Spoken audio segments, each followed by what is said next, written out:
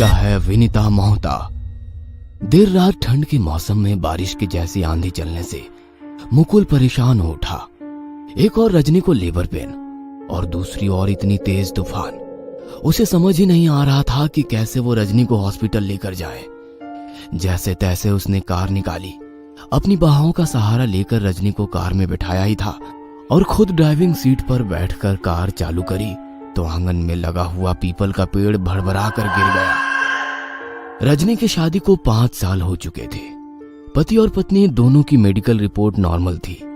उसके बावजूद भी रजनी को मां बनने का सुख नसीब नहीं हो रहा था। देखिए, आपकी सारी रिपोर्ट नॉर्मल है। कई बार मेंटल स्ट्रेस के कारण भी प्रेगनेंसी कंसीव करने में प्रॉब्लम होती है। खासकर वर्किंग कपल तो अक्सर इस परेशानी का सामना करते हैं। मेरा ये मानना है कि यदि आप सच में अपनी फैमिली को बढ़ाने के बारे में सोच रहे हैं तो आपको कुछ समय अपने मेंटल स्ट्रेस को छोड़ना होगा। आप लोग लंबी वेकेशन पर कहीं चले जाइए और मेरी माने तो रजनी जी, आप अभी अपनी जॉब से छुट्टी ले लीजिए, क्योंकि डिलीवरी के बाद भी आपके बच्चे को आपकी ज्यादा जरूरत होगी। डॉक्टर की सारी बातें सुनकर जब रजनी और मुकुल घर लौटे तो दोनों विचार कर रहे थे कि अब क्या किया जाए। रजनी, अगर तुम जॉब छोड़ दोगी तो हमारे घर की ईएमआई और बाकी सब खर्चों का क्या होगा? हमारे पास जो सेविंग्स है वो तो हमने आगे के लिए बचा रखी है। मुकुल, हम लोग ये सब क्यों कर रहे हैं? ताकि हमारे आने वाली पीढ़ी सुखी हो सके। यदि हम उस पीढ़ी का आनंद ही नहीं ले पाएंगे तो इन सब सारे सुखों का क्या मतलब? मैंने तो सोच लिया है, अगले 5 सालों के लिए तो मैं अपनी नौकरी से रिजाइन दे रही हूँ। बाद में देखा जाएगा क्या करना है। मैंने नेट पर सर्च किया है, तुम अपनी कंपनी के लिए पुणे ऑफिस के लिए अप्लाई कर देना। हफ्ते में 3 दिन तुम लोनावला में रहकर वर्क फ्रॉम होम कर सकते हो और बाकी 3 दिन पुणे रहकर अपना काम मैनेज कर लेना। अब कुछ समय के लिए हम लोग वहीं शिफ्ट हो जाएंगे। रजनी की बात मानकर मुकुल लोनावला शिफ्ट होने के लिए मान गया। लोनावला में एक छोटा सा फ्लैट किराए पर लेकर दोनों हस्बैंड वाइफ अपनी जिंदगी में आने वाली खुशियों का इंतजार करने लगे। रजनी के फ्लैट से थोड़ी सी दूर पर एक वीरान सा बंगला था। जब भी रजनी उस बंगले के सामने से निकलती उसे ऐसा लगता मानो बंगले से उसका कोई पुराना नाता हो। बंगले के चारों ओर बगीचा उस बंगले की खूबसूरती को और बढ़ा देता था। रजनी सोचने लगी कि काश इस घर में रह पाती। उसने मुकुल से उस बंगले के बारे में बात की तो मुकुल ने कहा, अरे बड़े बंगले में रहने का किराया भी ज्यादा होगा, अभी हम उसे अफोर्ड नहीं कर पाएंगे। मगर रजनी का मन तो उस बंगले में रहने का हो गया था। जब भी उस बंगले के सामने से निकलती तो उसे ऐसा लगता जैसे कोई उसे आवाज दे रहा है। एक दिन देर रात को जब वो वॉक कर रही थी तब उस बंगले के सामने अचानक वो ठोकर लगकर गिर गई। तभी सामने से एक बुजुर्ग आदमी आया और उसे उठाकर बोला, अरे ध्यान से बेटा, कहीं चोट तो नहीं लगी? अरे नहीं नहीं सर, मैं ठीक हूँ। वह बुजुर्ग रजनी को सहारा देकर उस बंगले के अंदर ले गया। रजनी के लिए तो ये मानो एक ख्वाब के पूरे होने के जैसा था। बंगला जितना बाहर से खूबसूरत था, अंदर से भी उतना ही सुंदर था। बंगले के अंदर जाकर रजनी ने मुकुल को फोन लगाया। बातों ही बातों में उसने बंगले के मालिक से वहां रहने का अपना मन का जिक्र किया। अरे वाह, आप इस बंगले में रहना चाहती हैं? मैं खुद इस बंगले के लिए किराएदार ढूंढ रहा था। किराएदार? लेकिन क्यों? क्योंकि मैं यहाँ नहीं रहता। रजनी और मिस्टर शाह बात कर रहे थे, तब तक मुकुल भी वहां आ गया। मुकुल, क्यों ना हम लोग ये बंगला किराए पर ले लें? रजनी, फिर वही बात, कैसे समझाओ तुमको? यदि आप इस बंगले में रहना चाहते हैं तो आप रह सकते हैं। मुझे तो किराए पर देना है ताकि इसकी देखभाल हो सके। देखिए, हम इसका किराया नहीं दे पाएंगे। अरे जो किराया आप अभी अपने फ्लैट को दे रहे हैं वही मुझे इसके लिए भी मंजूर होगा। मिस्टर शाह की बात सुनकर तो रजनी के पैर जमीन पर नहीं टिक रहे थे। ना जाने क्या आकर्षण था जो वो इस बंगले की ओर आकर्षित हुए जा रही थी। जैसे जैसे वो इस बंगले की चीजों को हाथ लगा रही थी, उसका लगाव इस बंगले की ओर बढ़ता जा रहा था। अचानक उसे महसूस हुआ कि उसके पीछे से कोई साया निकला, मगर उसने अपनी खुशी में इस बात को इग्नोर कर दिया। रजनी और मुकुल दोनों इस बंगले में शिफ्ट हो गए। अब किसी को भी इस बंगले के बारे में बताता तो लोग इसे आश्चर्य से देखते, मानो उन्होंने दुनिया का 8वां अजूबा देख लिया हो। कुछ दिन तो अच्छी तरह बीते, मगर उसके बाद रजनी को अक्सर महसूस होता कि कोई एक लड़का उसके सपनों में आकर रोता है और अपनी मुक्ति की गुहार करता है। माँ, मुझे बचा लो, प्लीज बचा लो। लड़के के शरीर पर कई सारे चोट के निशान थे। घर पर भी उसे महसूस होता कि कोई हर वक्त उसके आसपास मौजूद रहता है। रजनी ने जब ये सपना मुकुल को सुनाया तो मुकुल ने कहा, खाली दिमाग बैठी रहती हो ना, इसलिए शायद तुम्हें इस तरह के सपने आ रहे हैं। क्यों ना कुछ अच्छी किताबें पढ़ना शुरू करो, ताकि तुम्हारा ध्यान भी डाइवर्ट हो और जिस काम के लिए हम यहाँ आए हैं उसमें भी मदद मिल सके। रजनी कुछ किताबें ढूंढने लगी, तभी उसके हाथ में अपनी सास की दी हुई भागवत जी आई। यही किताब ठीक रहेगी, क्योंकि मम्मी जी ने कहा था कि जीवन में कभी भी कोई परेशानी हो तो इस किताब में उसका हल जरूर मिल जाएगा। रजनी अब नियम से भागवत जी का पाठ करने लगी।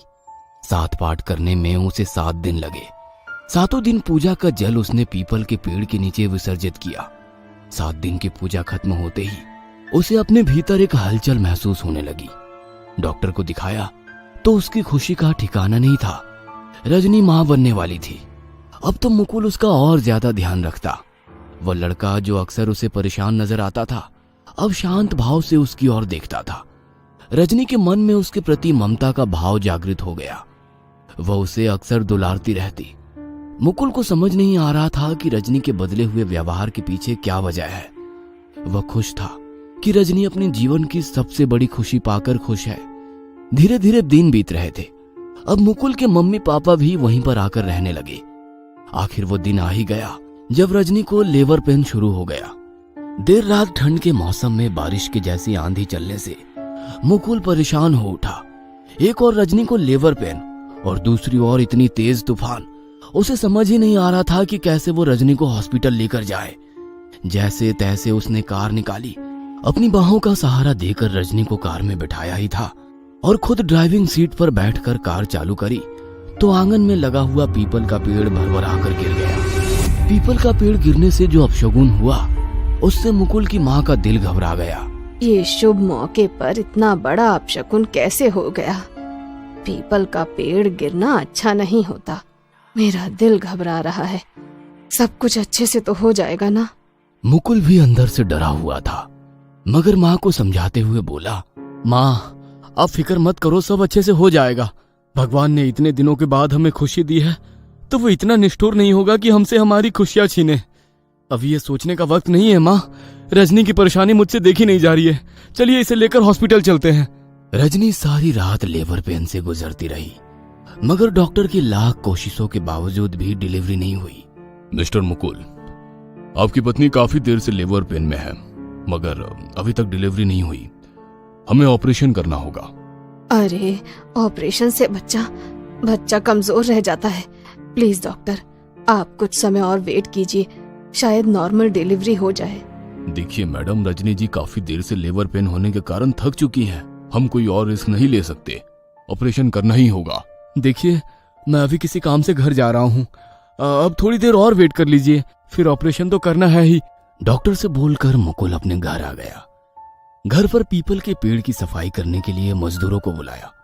पीपल के पेड़ के नीचे एक कंकाल निकला। सभी मजदूर उसे देखकर डर गए। पुलिस की मदद से जैसे ही कंकाल बाहर आया, मुकुल के फोन पर उसकी माँ का फोन आया। रजनी ने एक बेटे को जन्म दिया है।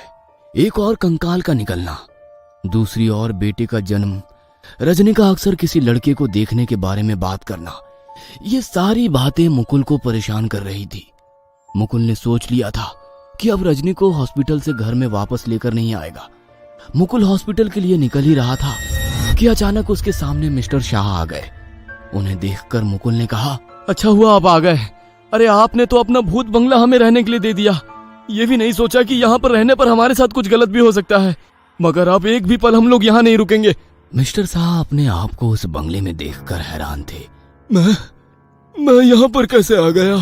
मैं तो पुणे जाने के लिए निकला था, तो फिर मेरी गाड़ी अपने आप लोनावला की ओर कैसे आ गई? गाड़ी अपने आप आ गई मतलब? मुझे भी कुछ समझ में नहीं आ रहा। मिस्टर शाह और मुकुल दोनों एक दूसरे का चेहरा देख रहे थे। तभी पास खड़े बंगले के केयर टेकर ने भारी आवाज में कहा, भाई तुम यहाँ आए नहीं हो, लाए गए हो। माना कि तुम मेरे सौतेले भाई थे, मगर पापा ने यह जमीन मेरे नाम की थी। तुमने धोखे से मुझे मारकर यहीं गाड़ दिया और पापा की पूरी प्रॉपर्टी पर कब्जा करके बैठ गए। मगर अब और नहीं, यह घर मेरा था और मेरा ही रहेगा। चुपचाप इसके सारे पेपर मेरी माँ रजनी के नाम कर दे। नहीं नहीं, हमें कुछ नहीं चाहिए। हम इस घर में रहने वाले भी नहीं है। मेरे बच्चे पर मैं इस घर का मनहूस साया पड़ने भी नहीं दूंगा। तुम्हें डरने की जरूरत नहीं है। ये प्रॉपर्टी अब सही हाथों में रहेगी। मेरे कंकाल का अंतिम संस्कार जरूर कर देना। पुलिस के सामने मिस्टर शाह ने अपना जुर्म कबूल किया और सारी प्रॉपर्टी रजनी के नाम करके खुद जेल चले गए। रजनी को इस घर से विशेष लगाव हो गया था। अब वो लोनावला छोड़कर वापस मुंबई जाने को तैयार नहीं थी। मुकुल ने रजनी को ये सारी बातें कभी नहीं बताई। उनका बेटा भी अब 5 वर्षों का हो गया था। सब कुछ अच्छे से चल रहा था। अचानक एक दिन स्टोर रूम की सफाई के समय मुकुल के हाथ एक तस्वीर लगी जो रजनी और उसके बेटे की थी, मगर तस्वीर पर तारीख 50 वर्ष पहले की डाली थी। मुकुल को समझ आ गया कि क्यों रजनी को लगता था कि इस घर से उसका कोई नाता है।